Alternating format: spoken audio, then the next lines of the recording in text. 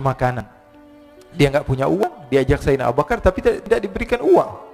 Sehingga dia cari-cari makanan, dia tahu Suwaibid yang jaga makanan, dikatakan, wahai Suwaibid, saya mau makan, berikan kepada saya 1 roti saja. Yang terpenting apa? Saya makan sekarang, saya sudah lapar.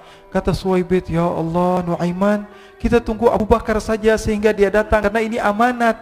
Amanat dari Abu Bakar, saya tidak boleh berikan pada siapapun kecuali atas izin Abu Bakar. Kata Nuaiman, kasih saya makanan, kalau tidak saya bikin masalah sama kamu.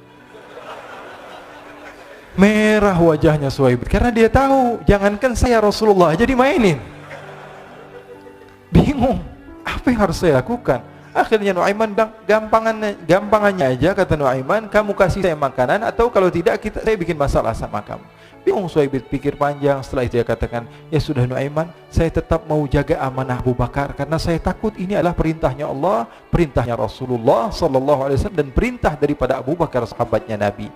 Kata Nuaiman, kalau memang begitu kamu maunya, ya sudah, berarti kamu ngajakin berantem sama saya. Nuaiman pergi ke pasar. Dia cari-cari tempat penjualan hamba sahaya. Dia lihat-lihat beberapa hamba sahaya, ini berapa harganya? Ini katanya 10 qalanis. Ini berapa? Ini harganya, hitungan orang zaman dahulu, kita sih hitung seperti dirham, berapa ratus dirham gitu, 200 dirham. Yang ini berapa? 300 dirham. Yang ini berapa harga hamba saya? 300 dirham. Harganya antara 300, 200 sampai 100. Kemudian Nuaiman mengatakan kepada penjual hamba sahaya tersebut, saya punya juga hamba saya, tapi saya jual cuma 20 dirham saja, murah. Katanya, apa benar ada hamba saya harganya segitu? Iya, karena dia punya aib. Ada kekurangan apa? Nanti kalau kalian tangkap, dia bakalan teriak, saya ini bukan hamba sahaya tapi orang merdeka. Akhirnya semua orang berkumpul mau beli. Ini Nuaiman sama Nuaiman diajak ke Suwaibid bin Harmalah tadi. Kata Nuaiman, itu ada orang yang berdiri sedang menjaga makanan, itu hamba sahaya saya, tangkap saja. Oh baik. Diberikan uang 20 dirham, dimasukkan oleh Nuaiman ke kantongnya, kemudian Suwaibid ditangkap. Ketika ditangkap, Suwaibid teriak, saya bukan hamba saya orang merdeka. Maka orang-orang tersebut mengatakan, saya sudah tahu kekurangan kamu. Ini memang kekurangan kamu, memang kamu, tapi saya tidak perlu dengan budget kamu, yang penting kerjanya kamu. Ya kan hamba sahaya untuk apa? Untuk kerja, mau dia ngomong apa, mau ngomel, terserah, yang penting dia mau kerja. Akhirnya ditangkaplah Suwaibid dan dijual di pasar. Nuaiman punya uang banyak ini. Dia beli makanan, dia beli minuman, dia beli hadiah buat Rasulullah. Dia beli macam-macam di negeri Syam ini. Waktu itu adalah superpower, adidaya Romawi. Pada masa itu semua barang mahal, tapi Nuaiman banyak uangnya. Dia belanja ini, belanja itu, sehingga Sayyidina Abu Bakar pun pulang. Ketika Sayyidina Abu Bakar pulang, Sayyidina Abu Bakar cari, mana ini Suwaibid? Kita semua sudah lapar. Kata Nuaiman dengan mudahnya dia mengatakan, sudah saya jual wahai Abu Bakar. Maka Sayyidina Abu Bakar bertanya, apa yang kau lakukan wahai Nuaiman? Diceritakan oleh Nuaiman dengan jujur. Nuaiman ini orangnya apa adanya, tapi nyusahin. Saya jual. Akhirnya dibawa oleh Nuaiman, Sayyidina Abu Bakar pergi ke mana? Ke pasar, lalu dibeli lagi oleh Sayyidina Abu Bakar As-Siddiq. Suwaibid yang tadinya orang merdeka menjadi hamba sahaya sebentar, kemudian dibeli lagi oleh Sayyidina Abu Bakar. Pulang ke Madinah, kisah ini diceritakan di hadapan Rasulullah sallallahu alaihi wasallam. Maka perawi mengatakan, fadhahikan nabiyyu hatta badat nawajiduhu.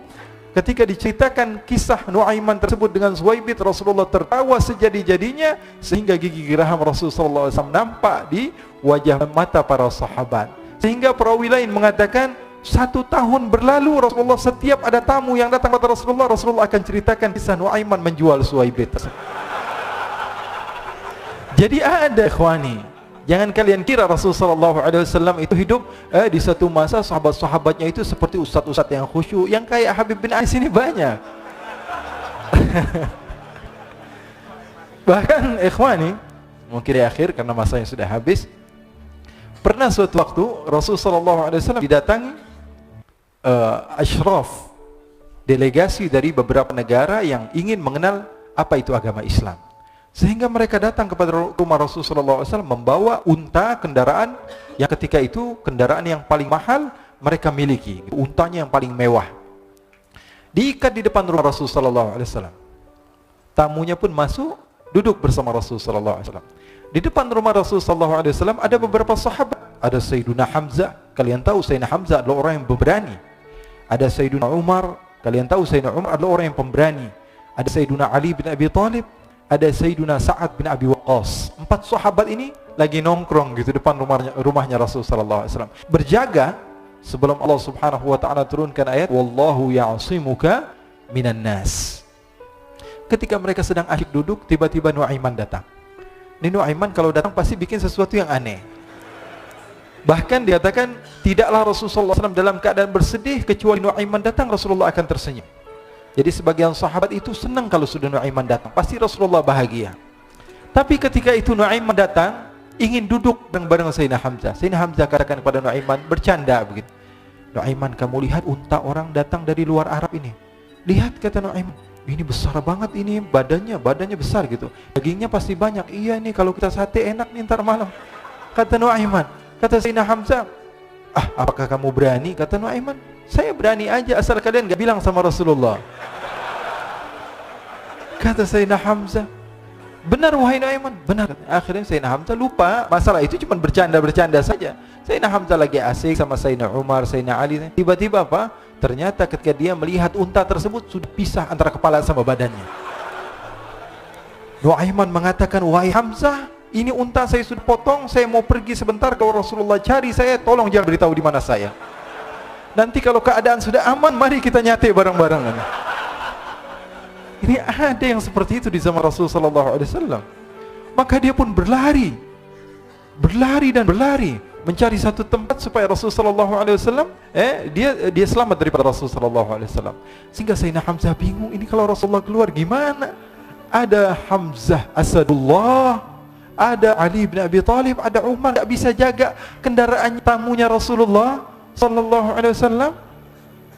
Akhirnya benar apa yang terjadi, ikhwani. Rasul sallallahu alaihi wasallam tamunya mau pulang. Ketika dia buka pintu tamu melihat apa? Untanya sudah begitu, maka teriak, "Wa naqatah, unta kami wahai Muhammad. Baru mau kenal Islam, unta kami, kendaraan kami sudah dibunuh." Rasulullah SAW lihat Sayyidina Hamzah, lihat Sayyidina Ali. Mereka nggak bisa ngomong, mereka hanya bilang apa? Nuaiman ya Rasulullah. Rasulullah perintahkan Sayyidina Umar, wahai Umar, sekarang kamu ambil uang, kemudian kamu gantikan, kemudian kamu berikan 2 kali lipat daripada harta unta ini, sehingga apa? Agama Islam tidak didengar dengan sesuatu yang tidak baik di luar sana. Akhirnya diberikan harta, diberikan unta yang baru dan diberikan harta yang lebih untuk orang tersebut, sehingga orang tersebut tidak menjelek-jelekan agama Islam. Kata Rasulullah SAW, dan sekarang waktunya kita balas dendam sama Nuaiman. Nuaiman ternyata berlari tempat yang jauh sampai hampir keluar dari kota Madinah. Dia dapatkan seorang sahabat Nabi yang hadir juga dalam peperangan Badar, namanya Al-Miqdad bin Al-Aswad. Siapa namanya? Al-Miqdad bin Al-Aswad ketika itu sedang menggali sumur. Ketika sedang menggali sumur, Nuaiman datang. Nuaiman katakan kepada Miqdad, wahai Miqdad, wahai sahabat Rasul, kamu orang yang hadir dalam peperangan Badar, kamu adalah orang yang hebat. Dipuji-puji sama Nuaiman. Ada maunya ini. Akhirnya dia bilang, wahai Miqdad, tolong saya. Kenapa wahai Nuaiman, kamu ini kekasihnya Rasulullah, orang yang disayang sama Rasulullah. Kenapa? Saya ini sedang dikejar-kejar orang jahat. Tolong selamatkan saya pengen masuk ke dalam sumur, boleh atau tidak?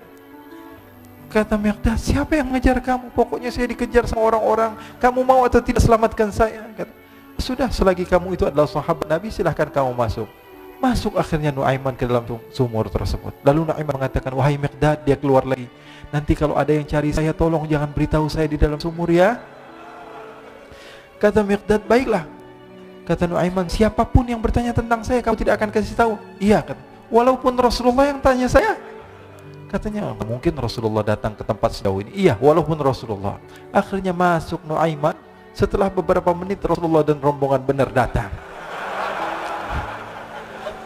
Miqdad bingung ini. Ini kenapa Rasulullah datang ke RW kami nih? Ada apa ini Rasulullah sampai sejauh ini? Ditanya, ya Rasulullah, ada apa ya Rasulullah? Kata Rasulullah, saya cari Nuaiman. Di mana Nuaiman? Innalillah, kata Miqdad. Enggak dijawab ini Rasulullah. Kalau dijawab saya ingkar janji. Akhirnya apa dia katakan? Wahai Rasulullah, mata saya tidak memandang kepada Nuaiman, tapi tangannya nunjuk ke dalam sumur. Sahabat. Apa dia bilang? Mata saya tidak melihat kepada Nuaiman, tapi tangannya nunjuk ke sumur. Akhirnya dibuka sama Rasulullah, Nuaiman muncul. Kata Rasulullah, Nuaiman, kamu bikin malu saya, wahai Nuaiman. Ya Rasulullah, yang bersalah bukan saya, tapi orang yang mencari saya bersama kamu, ya Rasulullah. Akhirnya Rasulullah nengok, siapa? Ternyata Nuaiman sudah lari kabur. Sallu ala Nabi Muhammad. Kisah-kisah seperti ini sebenarnya banyak sekali, ya. Ini menunjukkan kepada kita bahwa kehidupan Rasulullah itu begitu indah. Rasulullah SAW, kalau kamu mau menjadi orang yang baik, contoh Rasulullah. Mau menjadi bapak yang baik, contoh Rasulullah. Mau menjadi pemimpin peperangan yang baik, Rasulullah. Mau menjadi murid yang terbaik, contoh Rasulullah. Bagaimana akhlak Rasulullah. Mau menjadi suami yang baik, contoh Rasulullah. Dalam segala hal, apapun itu Rasulullah SAW adalah makhluk yang paling terbaik.